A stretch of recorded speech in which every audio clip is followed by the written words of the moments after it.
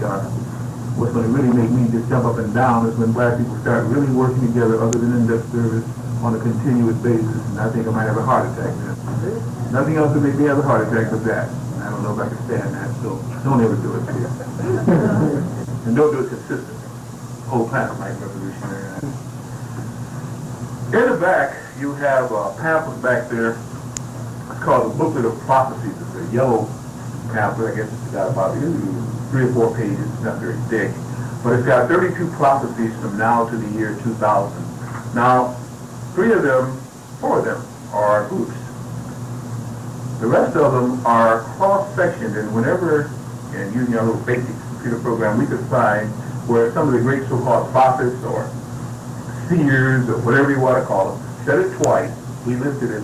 As it made sense, we put it in that booklet. So we cross-sectioned a lot of other things that are obviated, obsolete, but they're in there, the ones that are good. Nostradamus, St. Odile, Mother Shipton, a black woman down in Georgia who was just terrific in her predictions. She died in 78 or so, but predictions are there. Edgar Casey, Paracelsus, St. Odile. And those booklets, those particular ones were compiled, it was about 1979, and they're still effective. In fact, some of them you may recognize as having already happened. It's not because then we're crazy, it's because that booklet was already compiled. It's as good now as it was before. To update it, there's a special insert which we've added, which are the 20 most earthquake-prone cities and why. Brief history of the earthquake cycle in that particular city. 20 of them in the United States, by the way. We didn't go overseas for this when we went to the United States. 20 most earthquake-prone cities. And let me say this to you. Any place you have a mountain range, you have a possible volcano eruption or volcanic effort, because the mountain ranges were formed by the explosion of gas that's been up in some of the strata and substrata of our Earth. And anywhere you have a mountain range, it is no such thing as a dormant volcano. It is only a volcano waiting to happen. Now, that's a negative field. It's not because of that. I'm trying to cut across the foolishness and get to the crux of things. All of those things still have open gaseous tunnels and pockets which leads not only to magma strata, but to gaseous tunnels which, if an explosion in one spot would start shooting magma or lava through that, it could explode and erupt. And with the earthquakes that are happening around our Earth, all of these are potential sites.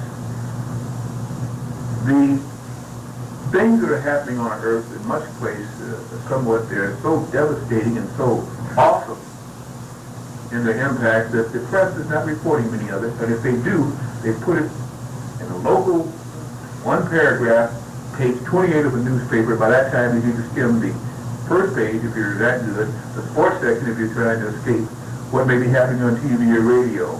Because in a woman's world, a man's world, you never get to those things, because even if you're astute enough to get to the editorial page in politics, they don't bury it near any of that.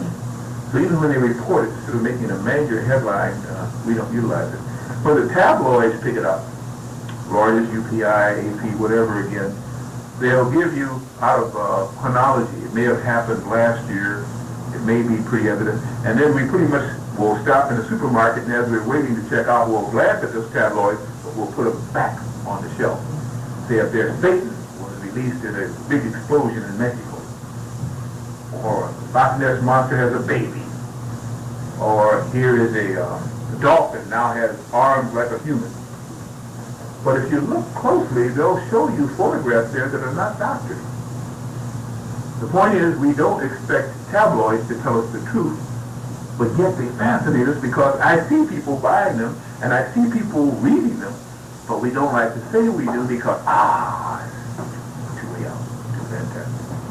Well, the pamphlet back there goes to list the things that may happen, including some of the things that some of these tabloids and some of the page 28 dumping may show.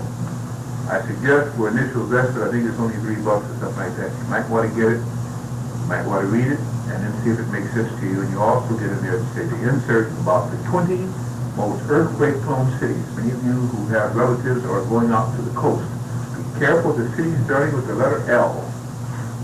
I say that to you, not that there are not going to be those that are not starting with the L that might be devastated, but everyone with the letter L. That's the just a future that is devastating. And I'm not trying to be funny. I'm not the creator, nor am I some of these mad geniuses on our planet Earth that are corrupting and despoiling our planet. Also back there are 3 books only that are left of what is called Behold a Pale Horse, another book. Behold a Pale Horse is a book by William Cooper, which I had written it, I didn't. And it kind of looks at the present administration that governs us. Takes a look at George Bush and the secret societies that he belongs to and what he has done and pledged to do. Takes a look at the Pope and some of the things about him that are almost ridiculous to hear and frightening to consider, considering the stature that man holds in the Christian church. It gets into many of the secret societies of Earth and what they do for and to us. Takes a look at some of the cabinet members and their background, and also some of the secret research by the United States Naval Department, and some of the tie-in with the Fort Detrick. And of course, Fort Detrick is past days, no longer called Fort Detrick because it got too hot to handle. But the various departments of the armed forces that work hand in hand with certain subversive forces in our Pentagon, Freudian slip, which may be going to do us a job, if not already starting a very long time ago to do so. Anyway, that book's only 3 copies left. If you're interested, it's $23. It's called Behold a Pale Horse, and it's something else. We personally, I guess, sold over 550 copies, and we can't get enough of them. We're not even supposed to use it. Also, in the back there is about a 14-page little compilation. It gives you the inventions by Afro-Americans, men and women, but it not only gives you the inventions, it gives you the date of the invention and the patent number. There's only 2 back there where we could not find patent numbers for. You ever get an argument about black history and some people foolishly make a stupid, ignorant, ludicrous statement as to what has the black man contributed as far as science and inventions to the world and so on and so forth. That will settle your argument. There are over 400 of those things listed back there, including the refrigerator, including the airplane, including the almost everything in railroading, including the elevator, including the overhead trolley car, the golf tee, the lemon squeezer. I mean, it goes on and on. In fact, I found very little of substance that was then invented on this planet Earth because the black man didn't do it, and all he did was steal from us. And the first patent wasn't even granted until 1884. So that means anything that was done before was usurped or repatented, and every time I hear about Thomas Alva Edison, I want to vomit. He did nothing. In fact, he didn't have the 1 hour of education in grammar school. Now, I don't say that means that you can't be a genius. If the creator works through you, you can. But he wasn't. What he was a good plagiarist, a wonderful showman, and he used people. He used Nikola Tesla, a Polish man. He used Granville Woods, a black man. He used James Lattimore, a black man. And yet they say, in fact, black people ought to be rich just because of what the Alva Edison company has stolen from us. All that's in those pamphlets back there. You win a lot of arguments or start a lot of them, depending on what you want to do with it. It's back there. I think the price on that was something like $3. Everything is affordable. Everything's affordable. Back there also, what else? Well, take a look at the sheets. Probably invest about $6. You can walk off with all of them, except for the Behold a Pale Horse. You won't walk over that for $6. But I simply say to you that so many of the lies now are being reversed. And I've often stated to the people who are good enough to attend some of the classes that I teach that if you almost take what we've learned in school on a general means and turn it around, what do they say, how many degrees in a circle? 300. Turn it around 358. You come close to truth. Now that hurts some people and they want to know how in the heck can you stand up and say the things you do is easy. But now I just walk around with a chip on my shoulder. I love people, but I just hate the system. But they lie so much now, when a person lies to you once, again, you say, shame on them. Maybe twice, shame on them and their friends. But after that, shame on you. I just don't believe them anymore, and most of the time I come out better off by not than do. Everything says you look up, I immediately look down. They say walk, I run like heck. I didn't say that, I said heck. It's just got to be that way with me, and whether I'm paranoid or what, please excuse me because I do the best I can being a very neurotic individual. Now I admit to deep neurosis, and these neuroses are growing greater by the minute. The more I don't drink, don't smoke, try to take brain things, try to meditate, try to be clean, I get more and more deeply neurotic. And I say this readily, don't have to worry about it. I'm a very neurotic individual. But I'm not psychotic. And the reason why I'm so neurotic is that I've studied and I watched and I observed the system that we're living under and the psychotic individuals that run it. And the madness that they do that people accept without question, I get more neurotic. And if you're not a little bit neurotic nowadays, then you're already crossed over. Or you don't understand what happened. Because madness now runs amok, and we accept it. We even make excuses for it. Not only do we tolerate it, but we say it's okay as long as it doesn't get me, and it's going to get you tomorrow. It'll get her and him today. You're not going to get away from it, not as long as you live in this country, because this is what they have planned. We didn't ask for this war, but it is a war, folks.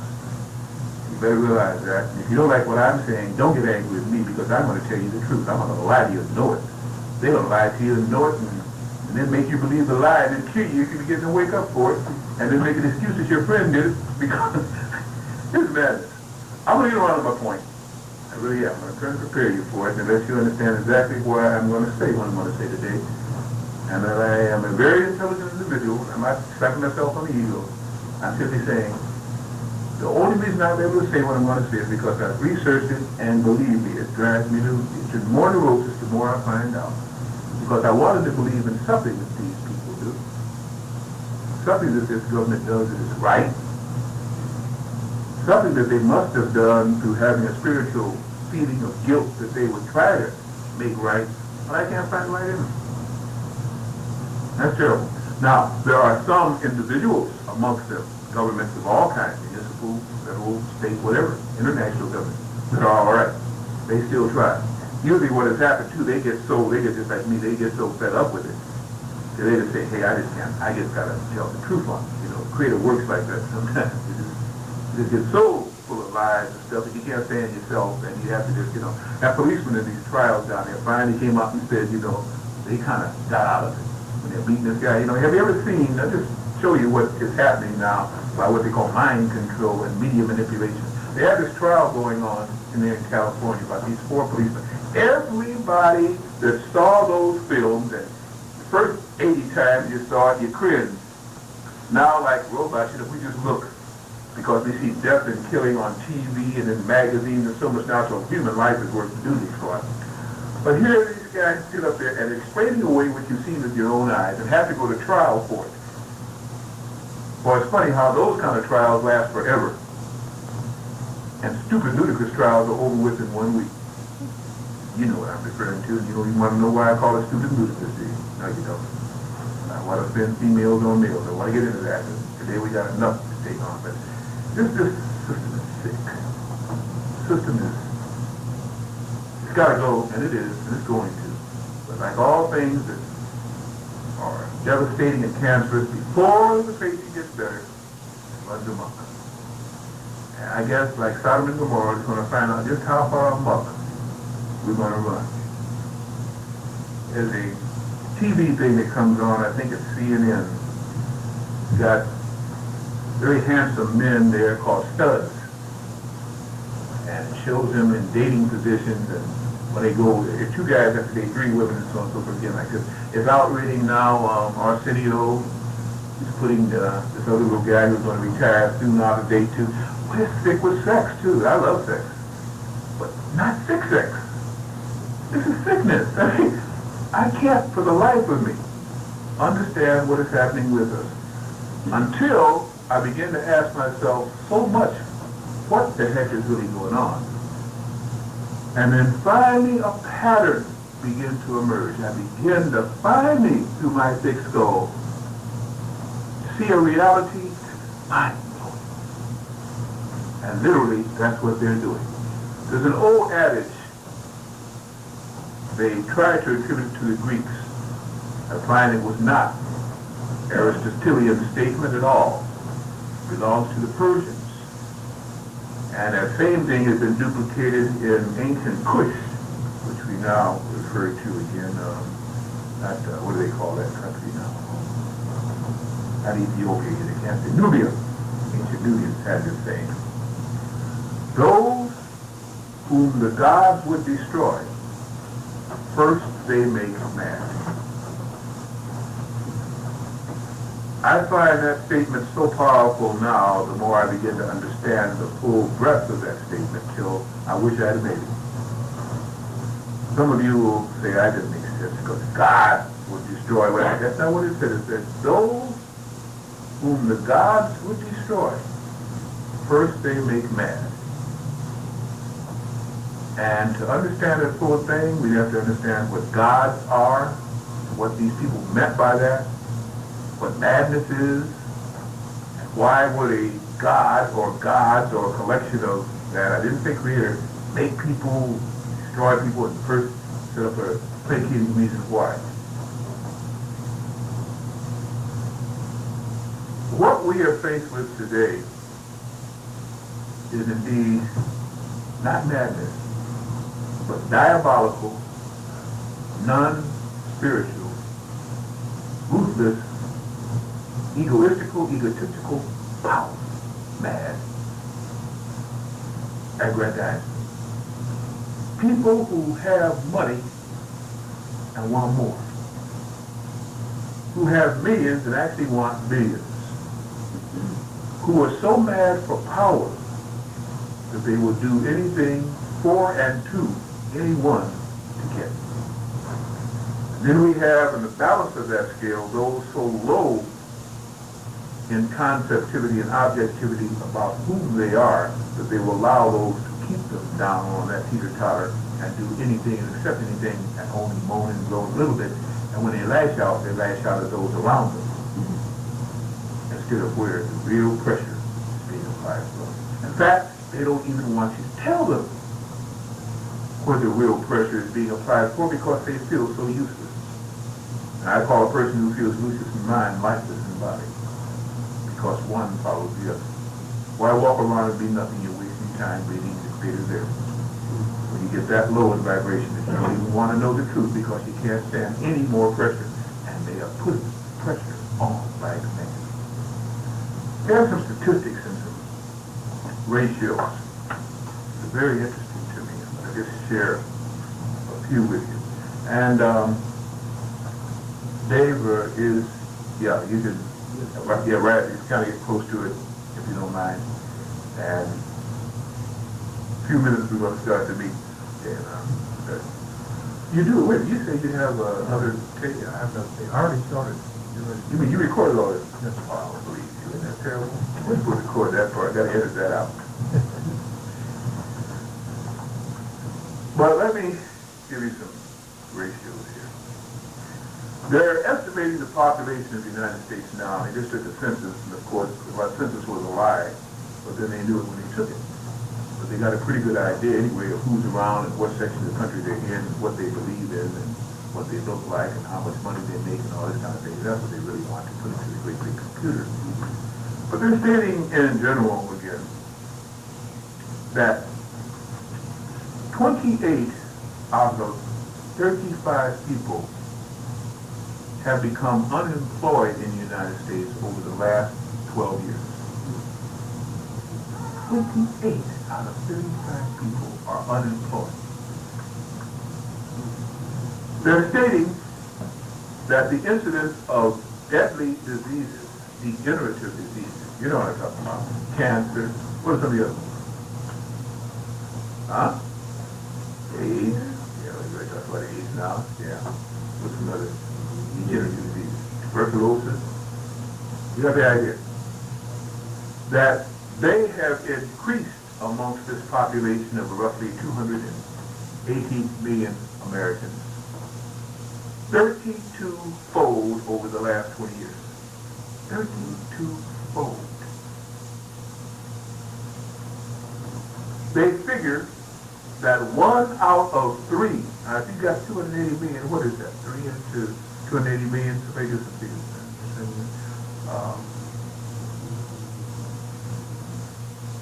are being treated for stress, or should be. I like to say that probably is 1 out of 1. Maybe 1 out of 2 unless the person is already or high, stays high all the time, and every time they get stressful, you suffer. They got half of some of them, $100 an hour. Okay, $300 a day. But that stress level is going up. Psychiatric offices can't make appointments for people trying to see psychiatrists. Those that can't afford a psychiatrist go to ministers. Those that can't afford to go to ministers go to their friends. And those, sometimes they make some bad choices going to some of their friends, by the way. And those that can't take either one of them just talk to themselves, go down the street and wind up hitting you in the head or killing themselves. Suicide in the United States has been up 68% since '69. People are killing themselves like mad. And what they call discretionary suicide. That's not when you get the boom or you take the grist or all this kind of stuff again. You put yourself into situations that might take you out. You make choices to really get into areas and situations that might kill you. People drive real fast, they'll do things that might cause ostentatious encounters with others because inwardly they want to die or they're afraid to live. I don't know which it is.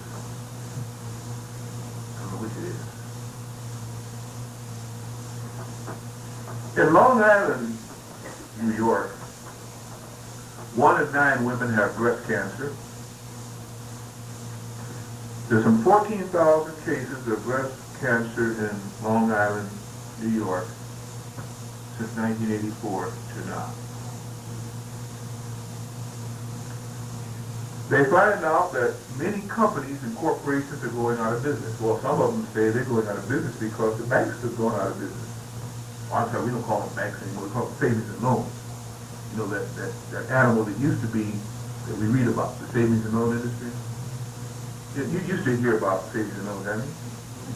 You used to hear about it. Just to digress just a little bit on that one too. Social Security can't be funded. Home for the aged can't be had. National medical plans can't be afforded. Mortgages, for good rates, of course, only are as the Federal Reserve and the Greenspan and so allow for the deficits. Close to 1,320 banks have gone out of business in the last 5 years. Think about that. And taxes, of course, always go down, right? Okay, taxes are always going up. And people in the homeless in Chicago alone, they estimate, here's this figure now, that 95,000 people are homeless. In the United States of America, when they can afford to pay back $391, how many dollars to pay off the savings loan? I don't even know what $1 billion is. I cannot for the life of me comprehend what $1 billion is. Now you guys are better than me because you probably handle that kind of business. I haven't. When I see $1 billion, I say, wow, look at that. But when somebody says $1 billion to me, I cannot comprehend $1 billion. Most of you can't either. You know $1 billion bill, $1 bill would sink this church? It would fill up every corner in this room and still go on for 2 more blocks. We can't even comprehend what these people are saying to us. Vietnam vet can't get treatment over Agent Orange, purple, yellow, green, and these were government experiments now proven. They can't get compensation. They brought that home to their family, their loved ones, madmen themselves because they were exposed to it again. And yet, with all of that, no way to get homes and mortgages for American citizens, no kind of medical policy that the government could afford, socialized medicine they want to call it. They always put labels on things they don't want to really deal with. Nothing can be done for the sick, the infirmed, or the elderly. Nothing can be done for relief on taxes and bond issues and bonds that never get retired and taxes that never get taken off once they let them. But they can say that they will give $6 billion to Russia, who many fools thought was an enemy just 2 years ago. They have no enemies except those that they make that are good. Everybody else works together. Strange bedfellows when the doors and locks are closed. Boom goes down. And the lights go low. And people climb in the bed with the same people in this thing. Now they're doing it by the light of day, and that means the thing. They don't even care and tell you that they're going to spend $6 billion of money that nobody has. They're quoting 16 schools in Chicago. Threatening to close even more, and they have $6 billion. Do you understand? They didn't say millions. $6 billion that they're going to give to Russia. And they're going to get loan guarantees in international banks underwritten by the United States citizens. I don't know you know who a United States citizen is? Have you ever met a United States citizen? Ever looked at one? Strange breed of the fantasy species. You ever seen one of those? Do any of you really know a United States citizen? Does anybody know what the United States government is? Good. Glad you do, because I don't. Oh! Well, no, we were supposed to be citizens. Hey, I never told them to spend $6 billion and give it to Russia, and never will. But that's what they're going to do. And then underwrite, here's this, underwrite loan guarantees, just like Israel was. And got them. You go out and get your loan guarantee on a business you want to open. Now, if you want to go out and buy a TV set or a car, the most fancy car, they'll underwrite that. Take in your loan and commercial like this. We'll go out and start a business and ask for business. They know what they're doing. We don't know what we're doing. They know what they're doing. End of chastisement. Start a fight. Computer program 2. Frightening procedure. We as units of consciousness, like that. United States citizens, like that.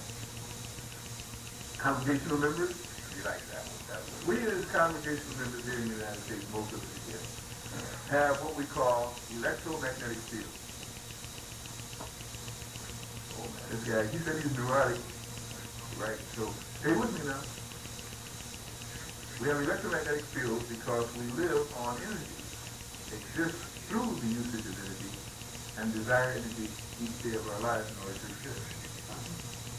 We take in our energy through what we call food, and we're told that we're mainly chemical man, chemical individuals, basic physics classes, astrological classes, for their lives. We are mainly electromagnetic units of consciousness, and some of us are still unconscious, who need energy and don't know where to go to get it from, and who misuse our bodies every day by eating the wrong things. And they don't tell you how you can begin to generate some of that energy in your mind, because that might set you free.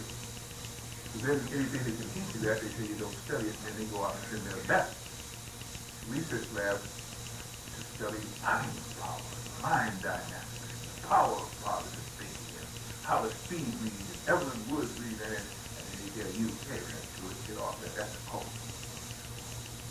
And we bought that too. The word occult means hidden. Anything worthwhile in this civilization is hidden. Believe it. You beg for it, steal for it, you die for it, you pray for it, you get it. They'll never give it to you. If they give it to you, most of the time you really don't want it. You just haven't learned it yet. Why do they value the occult so much if the occult is so bad? Why do we worship them? Oh no, nobody worships them. No, why do we follow them so religiously? Anyway, what they said, interesting enough, that this electromagnetic field that we have around us is enhanced by the way you think, mind and brain power, and the things in your system, the blood.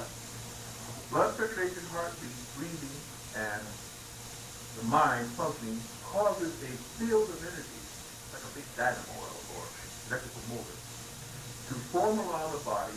And if you can understand that field of energy and what weakens it or strengthens it, you've got the key to pretty much what keeps a lot of us units of consciousness going.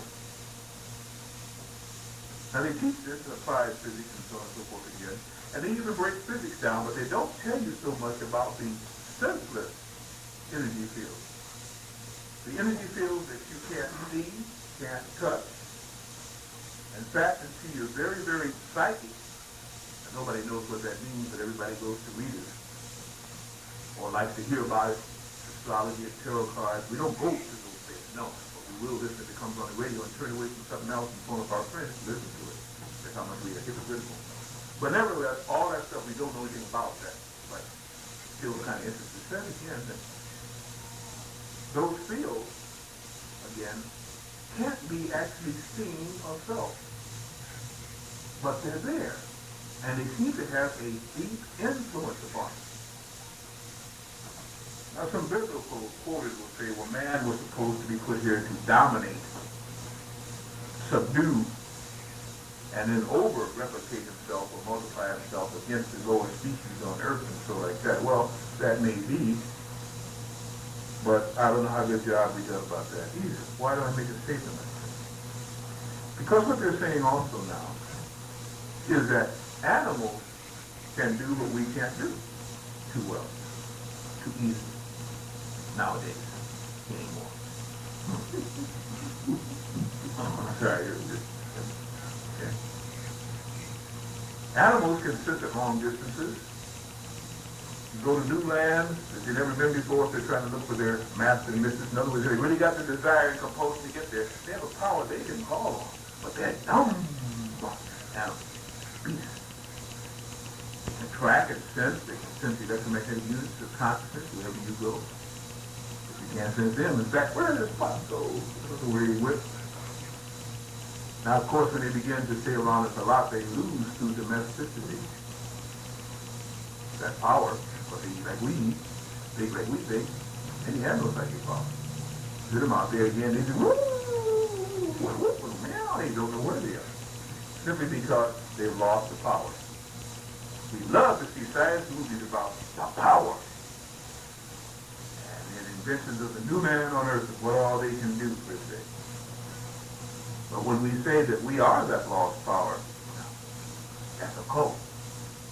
We've got no right to do nothing like that. To be able to sense at long distances, see auras, judge what people are saying.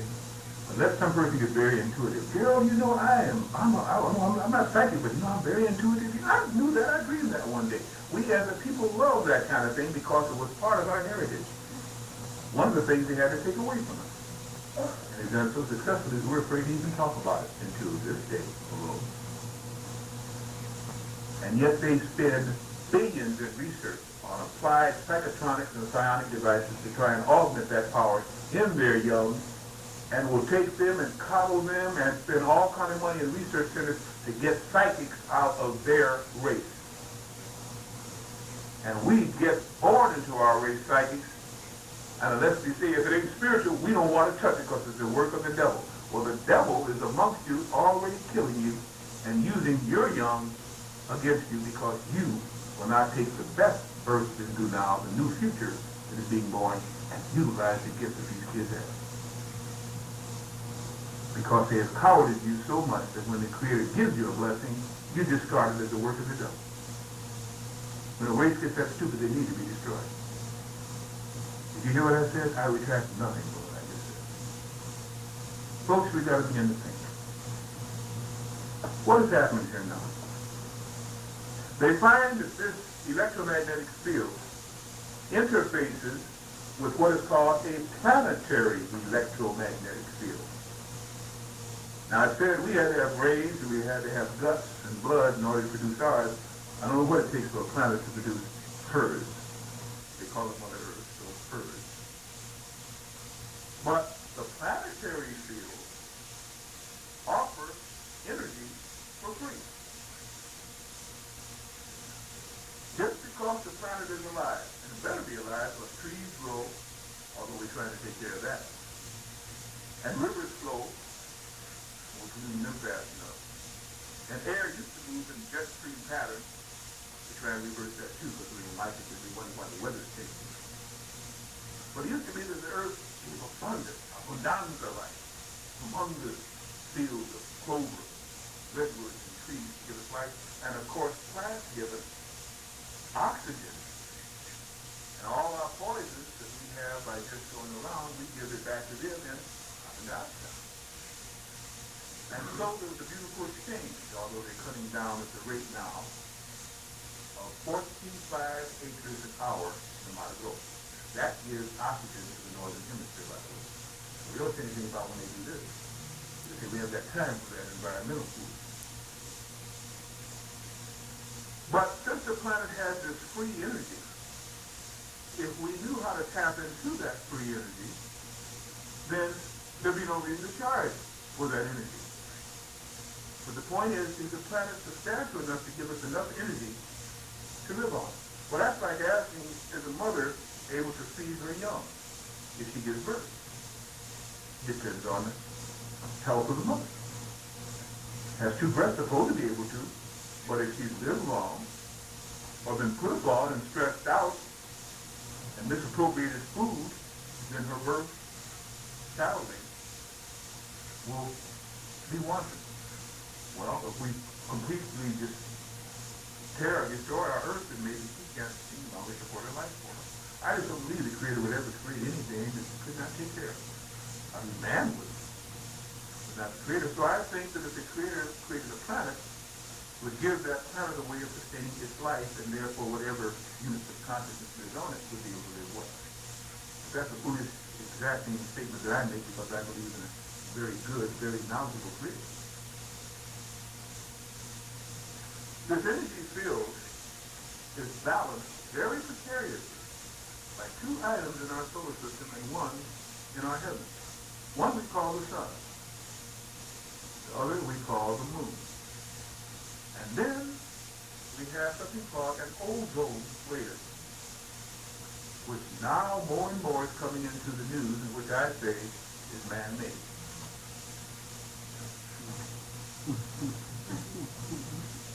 Ancient men made it, let's put it like that.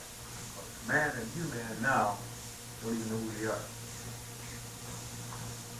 But when this thing was set up there, it gave a delicate balance from the perturbations and the long prominences of the sun, that energy that it could put out, and allowed it to come into Earth like a step-down transformer in just the right quantity to sustain 13 different kinds of life on our surface.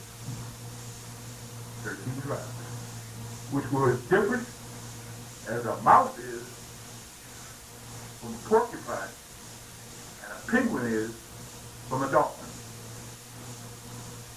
Same phylum, different species.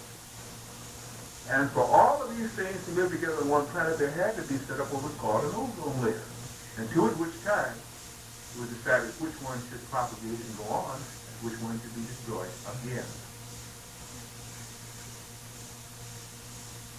And then any step up of that transformer or step down of that transformer would affect the life forms on the surface, because there's no way to hide from a cosmic ray. Can someone tell me something will shield a cosmic ray, high gamma ray intensity? Maybe we've got some good scientists here. Yeah. What shields you from a gamma ray? From a high intensity cosmic ray? Right. Right? No. Shield you? No. They have this adaptogen. They're adapted. Nothing.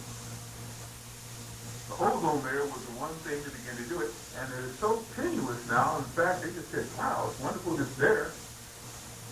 Used to be close to 80 miles thick. Some say one time probably about 200 miles thick. Now down to 5 miles to 15 miles thick at its most dense point on Earth. And in some places, it is now a 15 100-mile gap in it. And it's growing.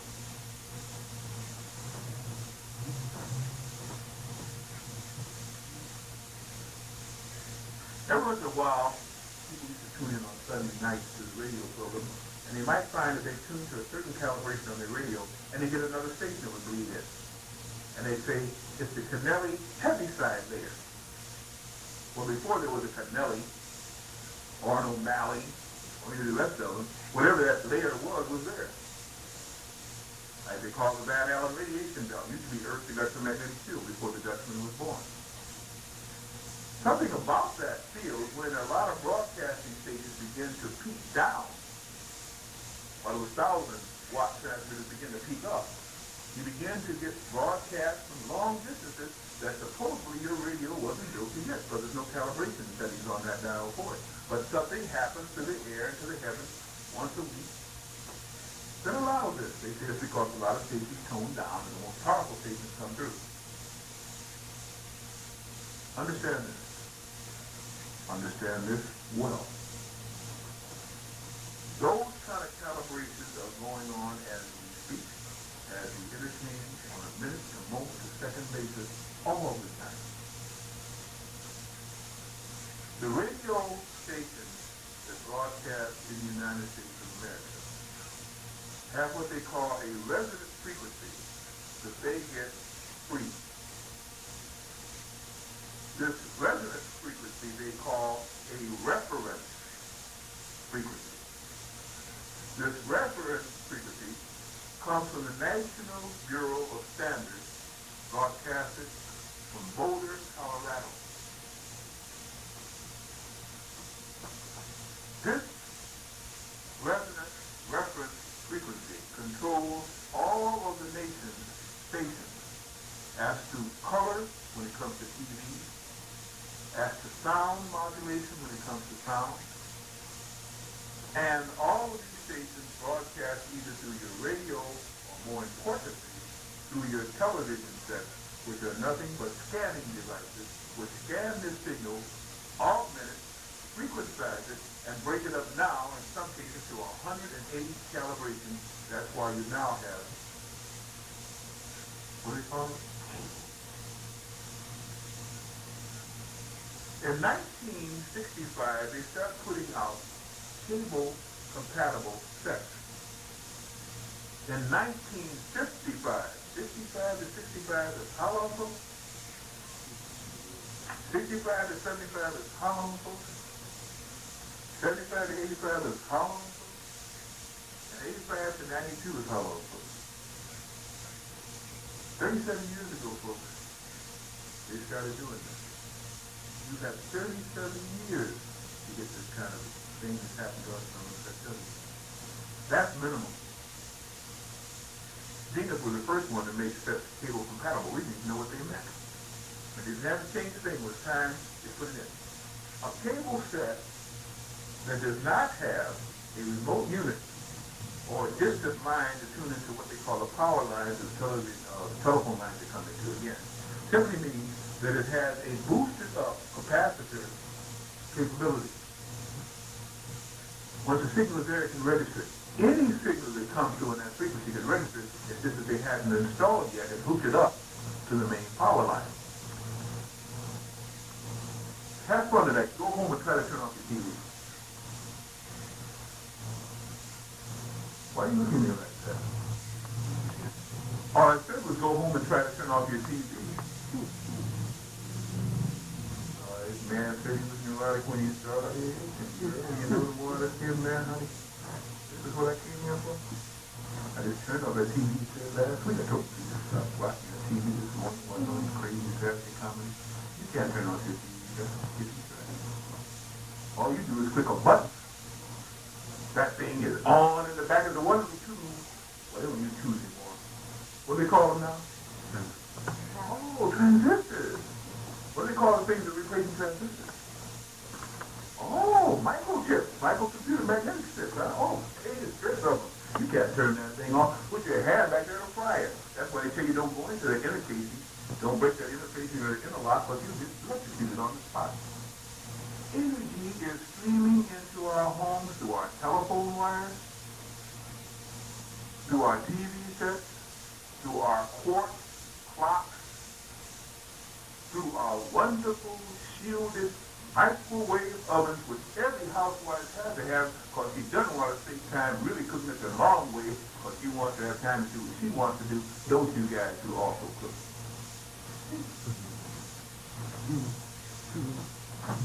Had a TV dinner might take a whole 20 minutes in a hot oven to use. We can't be like that ready in 20 seconds. Ever ask yourself what could cook something in 20 seconds and not fry the dish in a minute? And one's made of paper and the other's made of meat.